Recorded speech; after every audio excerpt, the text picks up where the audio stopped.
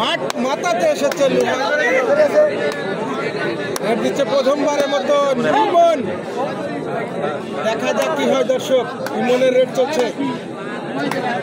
ইমন ভালো মানের একজন রেডার, বিভিন্ন জায়গায় তার খেলা দেখেছি, ভালো মানের রেড দিয়ে থাকে সুন্দরভাবেই, কিন্তু তিনি তার খেলাকে সাফল্যমণ্ডিত করেন এবং দর্শকদের উন্মাদনা দিয়ে থাকেন। আজকে কিন্তু এখানে দেখা যাক ইমনের রেড চলছে প্রথমবারের মতো। কি করে সফলতা অর্জন করতে পারে দলের পক্ষে, নাকি পতন হয়ে বিপর্যয় ডেকে আনবে, সেটাই দেখার অপেক্ষা রয়েছে। আমরা দর্শক আপনারা খেলাটি উপভোগ করছেন। আমি রয়েছি মোহাম্মদ আনোয়ার শেখ। প্রথম সেমিফাইনাল দেখছেন আপনারা, এর পরবর্তীতে আরেকটি সেমিফাইনাল হবে, তারপরে সেই কাঙ্ক্ষিত ফাইনাল খেলাটি আপনারা উপভোগ করতে পারবেন।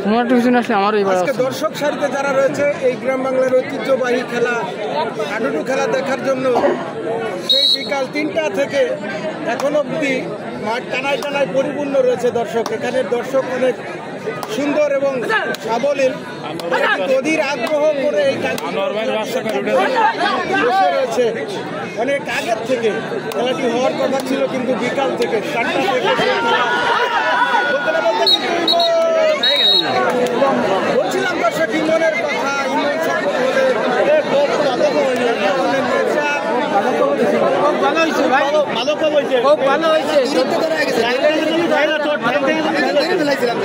সফল হলে